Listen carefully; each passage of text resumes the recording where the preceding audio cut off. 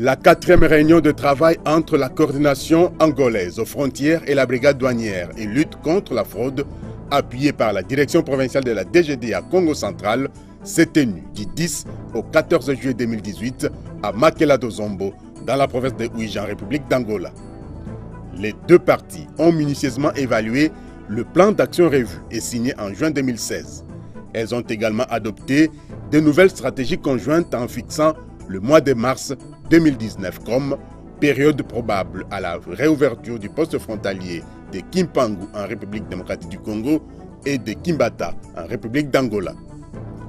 Et puis à Kinshasa, le système Orange de la DGDA fait l'objet d'une évaluation approfondie de ses fonctionnalités par une délégation du Fonds monétaire international FMI.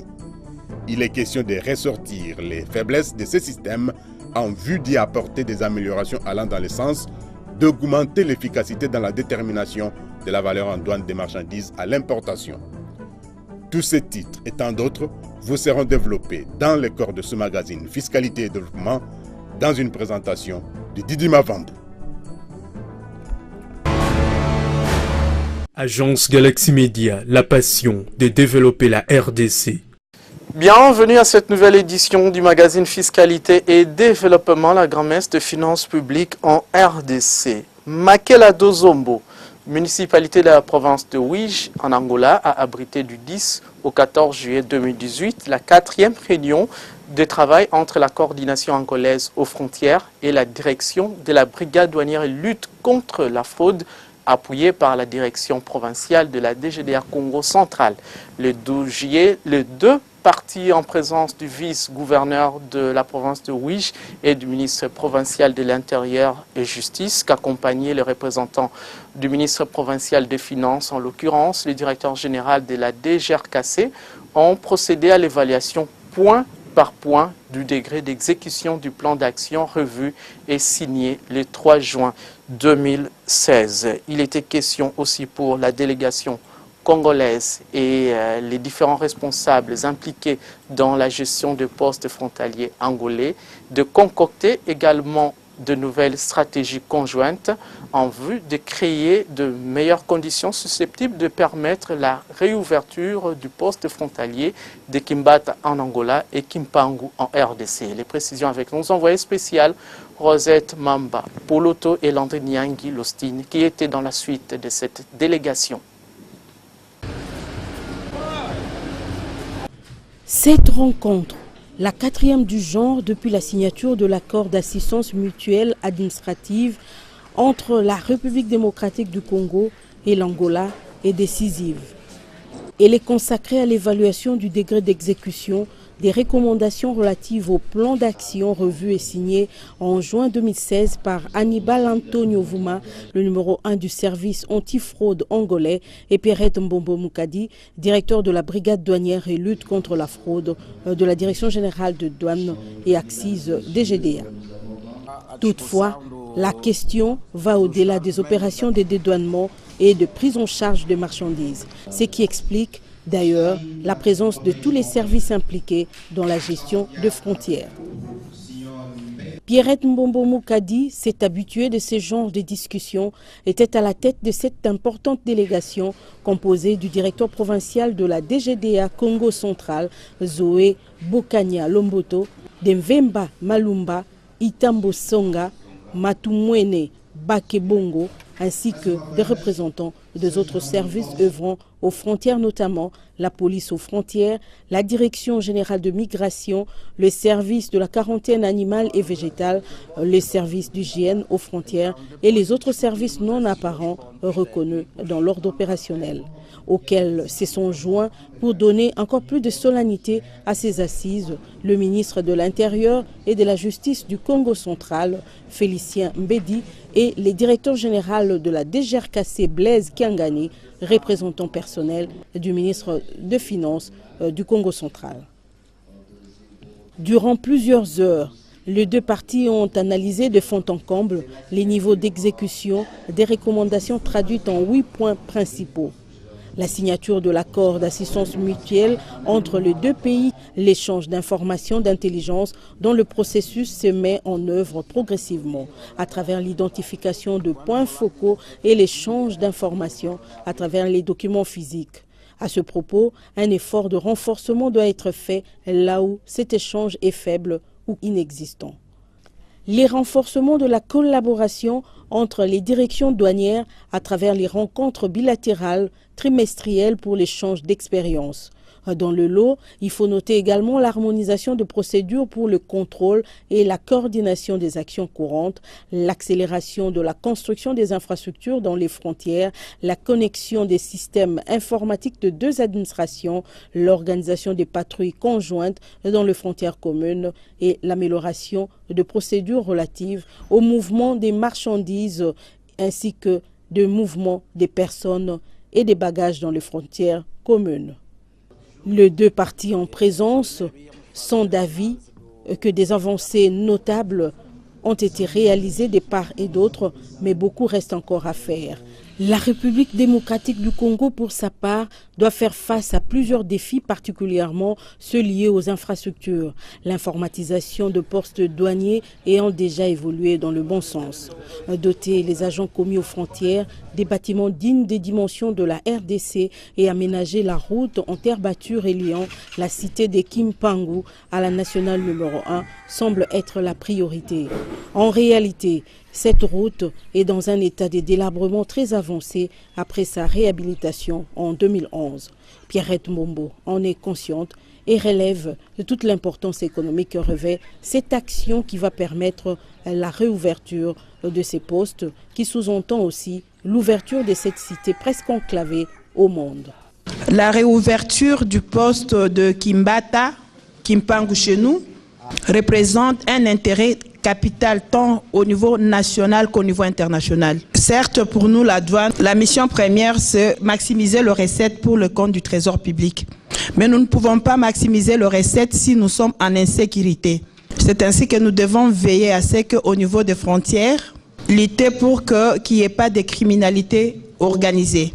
D'où l'importance de travailler en collaboration avec toutes les agences qui sont appelées à œuvrer au niveau des frontières. Pour rappel, la cérémonie d'ouverture a eu lieu à l'hôtel Manamakese à Makela-Dozombo.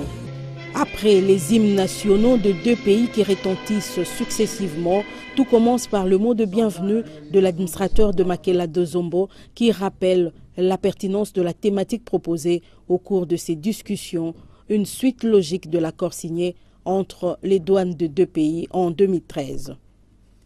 C'était également en présence du vice-gouverneur de la province de Ouiji, Catarina Domingos, qui, au nom du numéro 1 de cette province, a rappelé le lien solide de coopération qui lie les deux pays depuis des lustres. Les renforcer et accélérer le processus de mise en place des conditions requises à la réouverture du poste frontalier de Kimbata en Angola et Kimpangu en République démocratique du Congo serait un moyen d'appui au développement de deux pays. Dès l'avis de certains observateurs avertis, il est temps que la RDC s'implique véritablement dans ses préparatifs en prévision de l'ouverture du poste frontalier de Kimpangu. Lors des prochaines rencontres, il serait souhaitable que les principaux responsables concernés participent à ces travaux afin de donner non seulement des réponses appropriées aux différentes problématiques soulevées, mais également surtout susciter l'action des autorités pour remplir les préalables devant permettre la réouverture de ce poste frontalier qui aura assurément des répercussions positives dans la vie de population de Kimpangu en particulier et du secteur de Ngombe Sud en général. Évaluer le système Orange tout en ressortissant ses principales faiblesses, dans l'idéal d'y apporter des améliorations en vue d'augmenter l'efficacité dans la détermination de la valeur des marchandises à l'importation et aussi dans la mobilisation des recettes douanières. C'est l'objectif de l'atelier d'assistance technique organisé par le Fonds monétaire international par les biais d'Afritax Centre et c'est au profit de la Direction générale des douanes et accises DGDA du 9 au 20 juillet 2018. Reportage. Appui au renforcement du contrôle de la valeur en douane des marchandises, c'est le thème de la mission du Fonds monétaire international conduite par Ould Ahmed Jemal, expert en administration douanière du FMI, venu présenter d'abord ses civilités au directeur général adjoint de douanes et accises en charge de l'administration et finances Jean-Baptiste Nkongolo Kabila Mouchi, représentant le directeur général empêché Deo Rugwiza Magera. Ensuite, c'est le directeur général adjoint de la DGDA chargé des questions techniques, Simon Urbanzuka Mapengo, qui ouvre officiellement l'atelier d'assistance technique en matière d'évaluation en douane, spécialement le système Orange, comme l'explique le directeur de la valeur de la DGDA, Ngoy Kachelewa. La mission vise à faire une évaluation du dit système, c'est-à-dire voir comment le système fonctionne. Les avantages, on peut en parler, mais surtout les écueils auxquels on se bute et ensemble chercher les voies et moyens pour l'améliorer. Cet atelier qui se veut d'échange, comme ici à la direction provinciale de la DGDA Kinville, précisément au guichet unique, permet d'évaluer les fonctionnalités du système Orange d'appui à l'évaluation des marchandises, d'en déceler les principales faiblesses et d'arrêter une stratégie globale devant renforcer ce système conformément aux dispositions des accords de l'OMC en matière d'évaluation des marchandises. Cette assistance technique va déboucher sur un programme.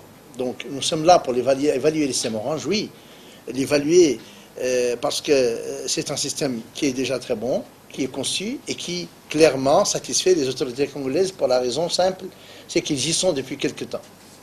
Mais dans le cadre d'une mission d'assistance technique, il faut voir pas l'évaluation, mais l'auto-évaluation. C'est-à-dire que c'est vous qui vous auto-évaluez à travers cet échange que nous allons faire avec vous. Vous nous exposez ce que vous faites, on voit ensemble ses points forts, mais aussi ses faiblesses. Parce que tout travail humain déjà est perfectible et nul n'est infaillible. Et toute démarche qui s'inscrit dans le temps, elle doit toujours s'adapter. Vous savez que nous sommes dans cette mission douanière, nous avons la lourde responsabilité d'appliquer des lois et règlements. Donc on est fort par un arsenal juridique qui nous permet de réprimer et de faire observer la loi et de réprimer les contrevenants.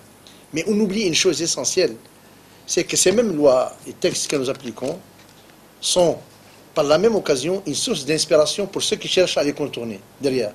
Et donc, quoi que nous fassions, les mêmes outils qui nous sont donnés pour faire observer la règle inspirent d'autres pour les contourner. Et donc, on est dans ce perpétuel combat qui nous amène à toujours se perfectionner, adapter nos moyens, adapter nos capacités. À la direction provinciale de la DGDA Kinayero, l'expert du FMI est accueilli par le directeur provincial Robert Kilemuna Kunda Niemo.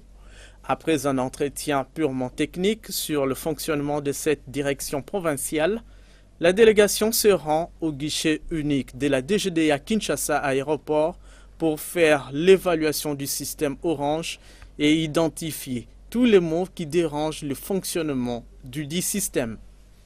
Mis en place en mai 2014, le système Orange est opérationnel depuis février 2015.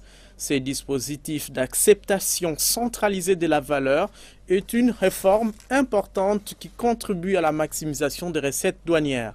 Et c'est grâce aux différentes mesures mises sur pied pour promouvoir l'exactitude de la valeur déclarée des marchandises importées.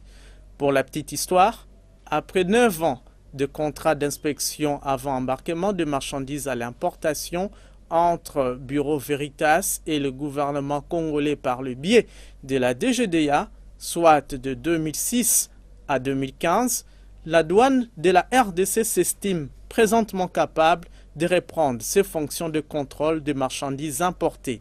Le système Orange s'appuie sur la valeur réelle de la marchandise et écarte toute possibilité d'utilisation des valeurs arbitraires et fictives. Le Centre de recherche d'études dirigeant des administrations fiscales CREDAF a organisé du 9 au 11 juillet 2018 à Lomé au Togo un séminaire placé sous le thème « Améliorer l'efficacité de l'action en recouvrement, les voies d'exécution ». Selon une dépêche de l'agence congolaise de presse, une délégation de la Direction générale des impôts a pris part active à ces assises. Il était composé de 2 experts en fiscalité. Plusieurs sous-thèmes ont été développés lors de ces séminaires, parmi lesquels les mesures d'exécution en matière fiscale, les expériences du pays en matière de recouvrement et l'appréciation des moyens informatiques disponibles. Restons encore au niveau de l'administration fiscale congolaise qui a un communiqué très important à l'attention de ses contribuables. Suivez. La Direction générale des impôts informe les contribuables assujettis à l'impôt professionnel sur les rémunérations, à l'impôt exceptionnel sur les rémunérations versées au personnel expatrié et à la taxe sur la valeur ajoutée qu'étant donné que l'échéance des souscriptions des déclarations afférentes au mois de juin 2018 tombe un dimanche, ils sont autorisés à s'acquitter de leurs obligations au plus tard le lundi 16 juillet 2018. Sont également concernés par cette échéance le public et les micro-entreprises qui sont tenues de s'acquitter de l'impôt professionnel sur les rémunérations versées au personnel domestique et aux salariés relevant des micro-entreprises afférents au 2e trimestre de l'année 2018. À titre de rappel, la quotité trimestrielle de l'IPR s'élève à l'équivalent en francs congolais de 6 $ américains pour un salarié domestique et 9 $ américains pour un salarié relevant des micro-entreprises. Passé ces délais, il sera procédé à l'application de pénalités fiscales conformément à la loi. Ce communiqué est signé José Seleya Lagouli, directeur général des impôts. Autre chose à présent, lancement mardi 10 juillet dernier à Caritas Congo dans la commune de la Gombe de l'atelier relatif aux travaux d'élaboration de plans locaux de développement inclusif et durable de 24 communes de Kinshasa, organisé par le ministère provincial du plan, travaux publics et infrastructures sous le haut patronage du gouverneur de la ville de Kinshasa. Ces assises ont comme objectif doter les 24 municipalités de la capitale congolaise d'un dispositif commun de planification à l'échelle communale et de quartier en vue d'un développement durable. Travaux rendus possibles grâce surtout au financement du projet Profit Congo coordonné par l'ECOREF. Les détails sont dans ces reportages réalisés sur les images de Fanfan Makitu Doma. Bourgmestre de 24 communes de Kinshasa, membres de comités communaux budget participatif et organisation de la société civile, participent à ces assises importantes sur l'élaboration des plans locaux de développement inclusif et durable des entités territoriales décentralisées de la capitale congolaise. Appuyé par le comité d'orientation de la réforme des finances publiques COREF sur financement du projet Profit Congo, cet atelier, organisé par le ministère provincial du plan de la ville de Kinshasa, vise à doter toutes les municipalités quinoises d'un dispositif commun de planification locale en mesure de donner des réponses positives aux besoins réels des populations. Mais en ce qui concerne la planification locale, il faudrait que, ensemble, nous puissions ressortir les problèmes et trouver des solutions, ainsi que des moyens pour les réaliser sur une période donnée. La planification locale devrait donc nous permettre de répondre à quelques questions. Ensemble, pendant 9 jours, les questions qui doivent être posées, c'est par exemple, quels sont nos problèmes? Je suis de Lancélé, Maluku, Bandalungwa. Quels sont les problèmes de l'entité? Qu'avons-nous comme ressources? Qu'allons-nous faire? À quel moment le faire? Où le faire? À qui? Avec qui le faire? Et avec quels moyens? Les réponses à toutes ces questions permettent à tous les acteurs d'avoir une idée de ce que sera l'entité sur une période donnée.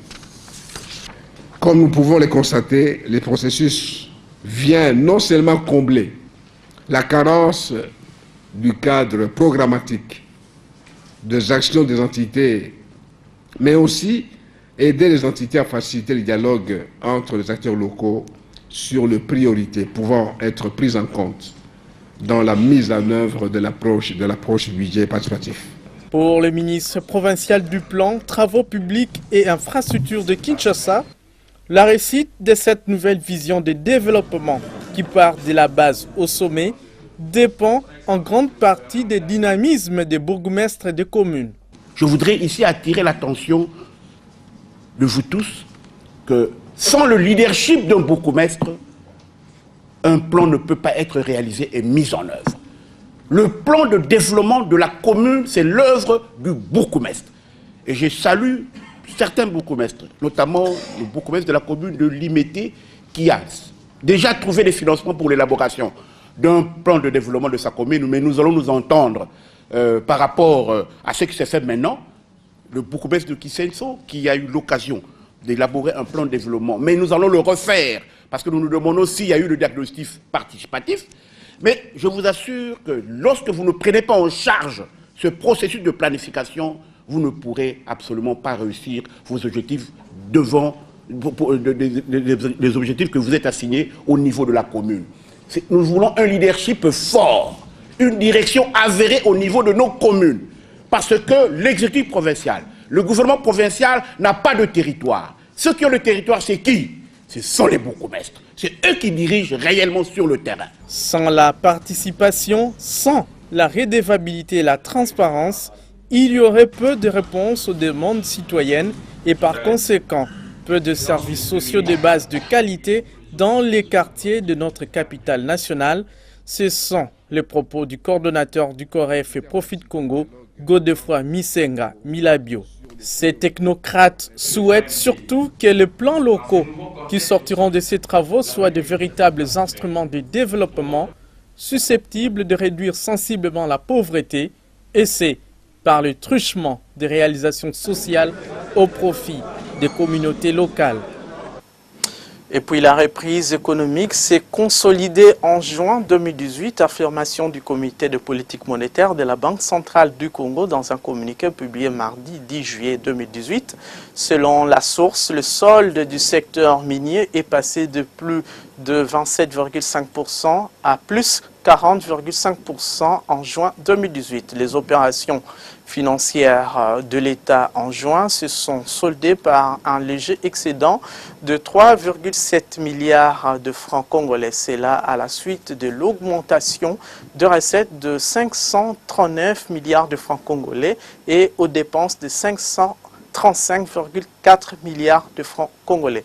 Autre indicateur démontrant la consolidation de la reprise économique, la décélération de l'inflation en rythme mensuel. Son taux a été de 0,25% contre 1,19% en mai 2018. Le Trésor public a connu un excédent de 39,4 milliards de francs congolais en juin 2018 contre un déficit de 35,6 milliards de francs congolais à la même période en 2017.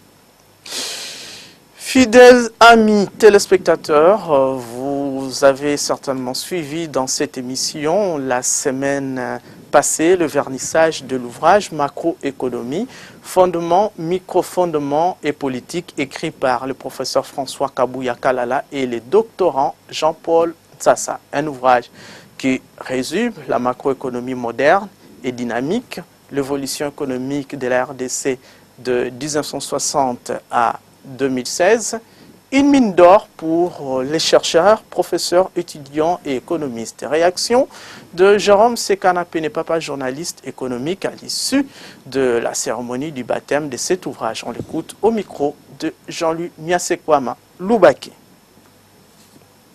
Voilà, d'abord pour moi c'est un honneur de modérer une cérémonie comme celle-ci, consacrée au vernissage d'un ouvrage de qualité, un ouvrage qui fera date, je dirais la bréviaire des passionnés de la macroéconomie en République démocratique du Congo. Vous savez, nous avons appris à comprendre les mouvements de l'économie. Et aujourd'hui, à travers cet ouvrage, nous venons de comprendre qu'il y a moyen d'interpréter chaque mouvement de l'économie et surtout prendre des précautions pour adapter des politiques qui conviennent à la circonstance et trouver des résultats. Et ce n'est pas n'importe qui a béni cet ouvrage. D'abord, c'est dans une institution chrétienne. Vous avez vu, on a commencé par la prière pour terminer par la prière avec la bénédiction de Monseigneur le recteur, mais également les mots prononcés par le Premier ministre honoraire Augustin Matata Pogno, qui a prouvé à la face du monde que la République démocratique du Congo dispose de l'expertise nécessaire pour gérer son économie. Vous savez, même au niveau du Fonds monétaire international, ils étaient étonnés de constater qu'en 2012, nous avons atteint un taux de croissance économique de 9,5%, sans apport des institutions de Bretton Woods, notamment le Fonds monétaire international. Eh bien, c'est parce qu'on a appliqué les formules qui viennent d'être couchées dans cet ouvrage. Donc il y a moyen de faire des choses à notre manière, avec nos réalités, sans toutefois se référer aux réalités extérieures que nous importons de l'extérieur. Voilà pourquoi j'invite tous les passionnés de la macroéconomie à pouvoir lire cet ouvrage de bout en bout. Et ce n'est pas un ouvrage. Comme le disait le professeur Kabouya, c'est 3 ouvrages en un seul. Et moi j'ajoute, c'est 4 ouvrages en un seul. Parce qu'en plus de 3 ouvrages qu'on trouve dans ce volume, vous avez une base de données à laquelle vous accédez par de moyens de nouvelles technologies de l'information et de la communication. Et vous naviguez entre 420 exercices. C'est pour vous dire que les choses sont en train de bouger dans la bonne direction, dans la modernité. Donc on ne peut plus seulement se limiter à lire un ouvrage, mais on peut également aller nager dans des exercices pour développer d'autres théories et comprendre, appréhender les mouvements de l'économie. Donc moi je suis plus que comblé parce que les co-auteurs me fassent confiance pour que je puisse modérer cette cérémonie grandiose, pour moi c'est vraiment quelque chose d'extraordinaire. Voilà pourquoi j'ai couché dans le livre d'or, donc l'ouvrage qui a été transformé en livre d'or, que cet ouvrage est dédié aux générations présentes et futures. Il faut les lire et les relire, et nous attendons des co-auteurs les tomes 2, dans lesquels peut-être on pourra prendre en charge toutes les observations, notamment celles soulevées par le professeur Ngonga. Il ne faut pas toujours qu'on attende que les ouvrages nous viennent de l'extérieur. Nous ne devons pas être des consommateurs des connaissances importées. Nous devons être aussi des producteurs de connaissances, parce que nos connaissances commencent à donner des résultats escomptés et nous étonnons le monde. C'est en cela que je suis très fier des co-auteurs, et j'invite d'autres professeurs à pouvoir suivre l'exemple. Vous voyez là, on a un jeune, il a l'âge de son enfant, et l'ancien Kabouya, le professeur Kabouya Kalala, donne le cours de macroéconomie depuis 4 décennies, je l'ai dit. Et là, il écrit un ouvrage avec un jeune qui a à peine 30 ans. Donc il est en train de passer le fanion à la prochaine génération. Donc il prépare la relève. Et c'est ça qui est important. Les professeurs d'université ne doivent pas être ceux qui traînent vers le bas, le jeune, les esprits montants, les puissances intellectuelles naissantes. Donc ces professeurs doivent encadrer les jeunes, au besoin écrire ensemble avec les jeunes pour que demain soit meilleur. Si vous êtes industriel exerçant en République démocratique du Congo, rassurez-vous que vous êtes assujetti au paiement de la taxe de promotion de l'industrie locale, TPIL, pour les ventes de vos produits sur le marché local. Dans ce cas, collectez et reversez mensuellement la taxe de promotion de l'industrie locale au taux de 2% du prix du revient industriel. C'est contribuer à la pérennisation du cycle de financement des projets industriels en RD Congo. Tenez, la taxe de promotion de l'industrie locale est une parafiscalité préaffectée au financement des projets industriels. Ceci est un message du Fonds de promotion de l'industrie. FPI, votre partenaire privilégié pour la réussite de vos projets. La loi sur le marché public souffre de sa mise en œuvre en RDC, d'après une analyse des experts de l'autorité de régulation des marchés publics, ARMP, citée par l'agence congolaise de presse dans une dépêche cette semaine. Une proportion importante des marchés publics n'est pas contrôlée par la Direction générale de contrôle des marchés publics, DGCMP. Plusieurs marchés, affirment les experts de l'ARMP, sont attribués selon des procédures dérogatoires. La DGCMP et l'ARMP ne disposent pas la capacité nécessaire pour mener à bien leur mission. Ces deux institutions, note la source, ne sont pas dotées des ressources humaines et financières.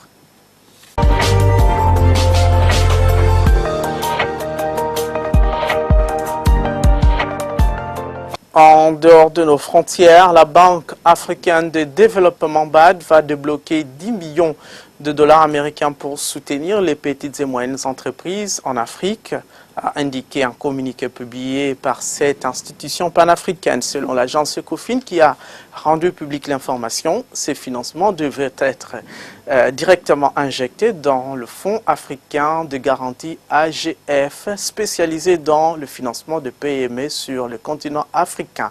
Ainsi, grâce à ces nouveaux investissements, la BAD espère renforcer la capacité de prêt de ces fonds. Aussi, l'institution panafricaine espère par aider à élargir et à approfondir le système financier domestique en Afrique. Ceci devrait permettre de stimuler le développement des entreprises privées à travers les continents et de créer des emplois durables. Notons que plus de 8600 PME du continent ont déjà bénéficié de prêts garantis par l'AGF, créant ainsi environ 85 510 emplois depuis 2012, d'après les chiffres publiés par la BAD.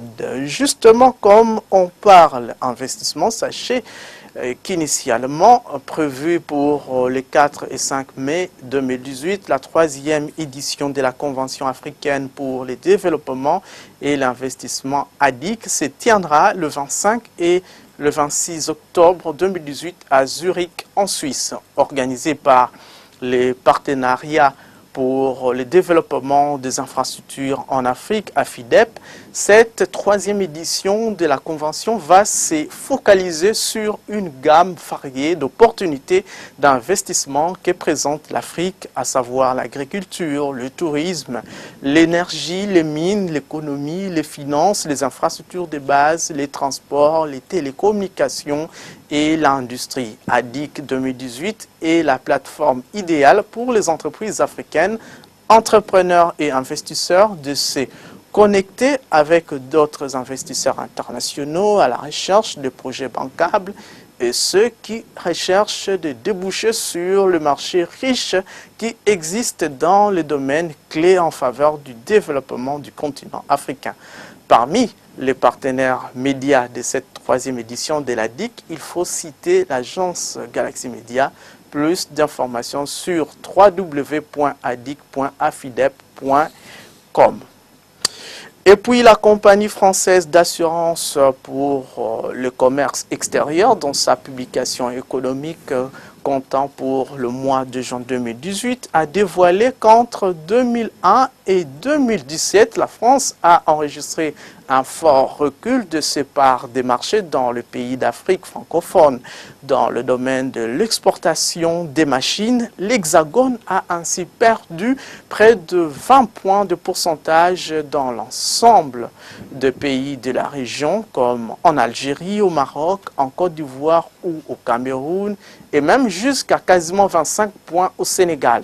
Cette baisse, selon la compagnie française d'assurance pour le commerce extérieur, a été principalement au profit de la Chine qui a enregistré de gains de part des marchés considérables dans tous les pays de la région, à l'image de la tendance sur l'ensemble du continent. Il en est de même dans l'industrie pharmaceutique, alors que dans les années 2000, la France possédait de parts de marché considérables dans cette industrie dans le pays d'Afrique francophone, environ 50% en RDC, à Madagascar et au Maghreb, ainsi que près de 80% en Côte d'Ivoire, au Cameroun et au Togo.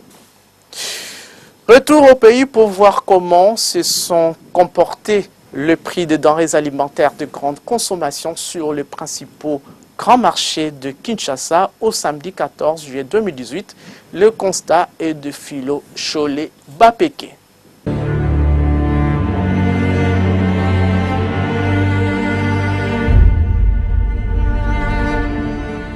Débutons ce tour d'horizon des prix avec les produits secs. Les maniocs en provenance du Massi-Manimba dans l'ex-Bandundu est resté stable à 600 francs congolais pour un bol au marché de la Liberté, 700 francs congolais.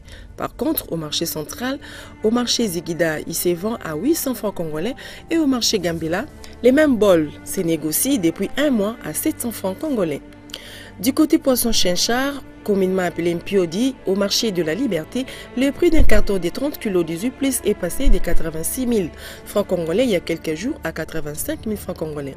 Au marché central, par contre, stabilité des prix à 83 400 francs congolais.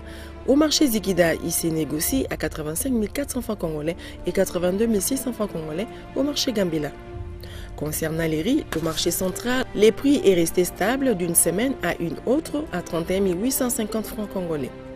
Des 32 300 francs congolais à 32 500 francs congolais au marché Zigida et enfin au marché Gambela, les prix a grimpé de 32 500 francs congolais à 33 000 francs congolais.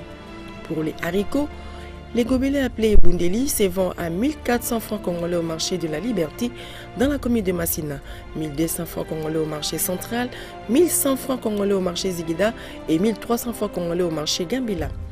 Bouclons ce tour d'horizon des prix avec la viande, dont le prix d'un carton TS de 10 kg a connu une hausse passant de 90 000 francs congolais il y a quelques jours à 93 000 francs congolais cette semaine qui vient de se clôturer. Baisse par contre au marché central où le prix du même produit est passé de 92 800 francs congolais à 92 300 francs congolais, soit une baisse de 500 francs congolais. Au marché Zigida, ces mêmes cartons coûtent 92 800 francs congolais et enfin au marché Gambela, il se négocie à 92 450 francs congolais. Cette situation de l'évolution des prix sur les marchés peut être influencée négativement ou positivement grâce à une production locale importante et voir les prix être revus à la baisse pour ainsi soulager un tant soit peu les calvaires de la population qui voit du jour au jour son pouvoir d'achat s'effriter. En marge justement de cette évolution des prix sur les marchés, l'Institut national de la statistique INES a publié des informations sur l'indice de l'inflation hebdomadaire du 9 au 4 juillet 2018. Muriel Makié-Seloutina. L'inflation hebdomadaire du 9 au 14 juillet 2018 était 0,030% au niveau national et 0,038% à Kinshasa. En cumul, l'inflation a atteint 5,265% au niveau national et 5,395% à Kinshasa. L'inflation annualisée se situe à 9,998% au niveau national et 10,251% à Kinshasa. En glissement annuel, l'inflation est de 31,651% au niveau national et 27,667% à Kinshasa. L'inflation de la semaine est consécutive à une légère hausse des prix des légumes et des viandes, ainsi que tarifs des transports aériens et routiers, des taxis-voitures à Lubumbashi. Santé de la devise nationale à présent. Sachez que sur le marché d'échange, le taux officiel de la Banque centrale du Congo a indiqué au vendredi 13 juillet 2018 un dollar américain à 1624,32 francs congolais, tandis qu'un euro était à 1898,39 francs congolais, un franc CFA à 2,8 francs congolais, pendant qu'au samedi 14 juillet 2018, au parallèle, le taux était à 1620 francs congolais les billets verts dans la plupart des communes de la capitale et à 1640 francs congolais au centre-ville de Kinshasa. À l'aéroport international de Ndji, les billets verts s'échangeaient à 1600 francs congolais. À l'intérieur du pays, précisément dans la ville de Mbujimaï, dans la province du Kasaï oriental, un dollar valait 1600 francs congolais. À Chikapa, dans la province du Kasaï, les billets verts s'est négocié à 1610 francs congolais. Le roi dollar valait 1620 francs congolais dans la ville de Kananga, dans la province du Kasaï central. 1625 francs congolais à Bwende, dans la province de la Chouapa. À Kolwezi, dans la province du Lualaba, le billet vert pouvait s'obtenir à 1630 francs congolais. À Bunia, dans la province de l'Ituri, le dollar américain se négociait à 1635 francs congolais. Le pic du taux de change a été observé à Kisangani, dans la province de la Chopo, où la devise américaine pouvait s'obtenir à 1640 francs congolais. On prend à présent les nouvelles de cours de principales matières premières sur le marché international au deuxième fixing du samedi 14 juillet 2018. Même si le prix du baril du brut est un peu bas que la semaine passée, il demeure tout de même au vert à 74,92 $ américains, soit une hausse de 0,52% sur le marché de Londres, et à 70,62% et à 70,62 $ américains le même baril sur le marché américain, soit une hausse de 0,34%. Les tendances sur le marché minier sont volatiles. Baisse de 1,75% de la tonne du métal rouge, le cuivre, qui s'est vendu à 6210,25 $ américains.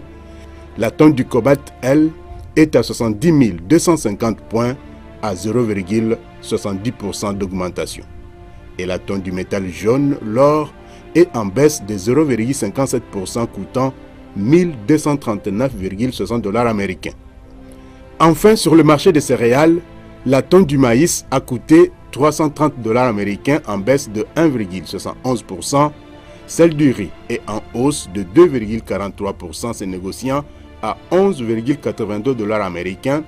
Et enfin, la tonne du blé a chuté de 0,52%, valant 482 $ américains.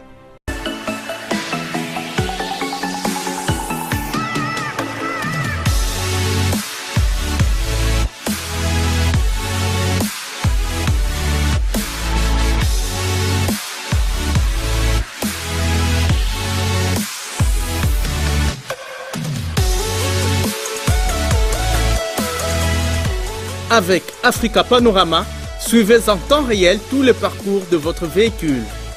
Nous arrivons presque à la fin de cette édition de Fiscalité et Développement, mais avant qu'on y arrive, jetons un regard sur les différents titres parus au cours de cette semaine qui s'achève dans cette sélection commentaire de Michel Wangilo-Kwa Ngiwa. Ouvrons cette revue de presse économico-financière de la semaine avec La République qui alerte qu'à cause de la taxe sur l'assainissement, la facture de la régie des eaux sera bientôt très salée dans la ville de Kinshasa. Selon la consoeur, le gouverneur de la ville-province de Kinshasa a indiqué que la capitale congolaise a besoin de 12 millions de dollars américains pour bien assurer les travaux d'assainissement. D'où il a été décidé avec le ministre national de l'économie d'incorporer cette taxe dans la facture de régie des eaux qui va désormais varier entre 2 à 3 000 francs congolais par facture. Et le journal de conclure, la facture de la régie des eaux sera désormais salée pour les ménages quinois. En attendant que le fonds pour l'assainissement soit libéré à Kinshasa, ce sont plutôt des montagnes d'immondices qui prennent le dessus et créent la prospérité. Au grand marché par exemple, écrit la consoeur, l'insalubrité ne vient que s'ajouter à celle qui bat son record dans la ville de Kinshasa. une situation qui est déjà à la base de plusieurs maladies dans la capitale. Si Kinshasa est trop sale, faute d'argent, à la Banque centrale du Congo, on jubile, écrit Forum des As. Les opérations financières de l'État ont enregistré en juin un excédent de 3,7 milliards de francs congolais. Les journaux mentionnent que l'exécution des opérations financières de l'État en juin 2018 s'est soldée par un léger excédent de 3,7 milliards de francs congolais. Ces résultats font suite aux recettes de 539 milliards de francs congolais et aux dépenses de 537,4 milliards de francs congolais, indique la Banque centrale du Congo dans un communiqué. Dans un autre chapitre, les potentiels nous informent que pas de grandes rouées aux élections provinciales. Les journaux indiquent qu'entre 2015 et 2018, beaucoup de choses se sont passées. Il y a eu notamment la modification de la loi électorale qui a revu à la hausse la caution. Si en 2015, écrit le journal, la caution n'a été que de 500 000 francs congolais par liste électorale, pour le provincial de 2018, elle a été portée à 1 million de francs congolais par siège, imposant de sérieuses restrictions financières à des différents partis politiques. Cette affaire de caution fait fuir des candidats lors des prochaines élections provinciales. C'est le sens de cette caricature du journal Le Phare. On y voit un bonhomme qui ressemble visiblement à un président d'un parti politique sous perfusion pour échapper aux diverses sollicitations pour le paiement de la caution. En face de lui, le secrétaire général du parti qui lui suggère « Excellence, Monsieur le Président, nous voulons frapper fort avec 1000 candidats pour 1 milliard de francs congolais. » Au même moment, notre président est sollicité par un autre candidat qui lui demande au téléphone « Monsieur le Président, envoyez-nous 300 millions de francs congolais immédiatement pour aller à la banque. » C'est pas encore fini. Une autre camarade au bout du fil qui appelle le président « Excellence, Monsieur le Président, nous avons besoin de 200 millions de francs congolais en ce moment. » Au lieu de répondre à notre président qui est malade au lit, c'est sa fille qui répond. « Chers camarades et militants, restez calmes, il n'a pas d'argent pour le moment. » De l'autre côté, notre bonhomme qui crie, s'acharnant contre le président. C'est depuis 2 semaines que j'entends la caution, mais elle n'arrive pas. Et enfin, un autre bonhomme de crier, attention, les élections sont interdites aux pauvres. Mesdames et messieurs, merci de nous avoir suivis. À la prochaine. Pour donner de la couleur à vos rêves et célébrations, pour vos travaux d'impression haute définition, une seule référence, Gradeco, aux nouvelles galeries présidentielles locales 16, entrée du côté ambassade de Chine. En ce moment en promotion, polo d'anniversaire, polo de mobilisation de masse, tasses, stylos imprimés. Hâtez-vous, stock limité, Gradeco, bien plus qu'imprimé.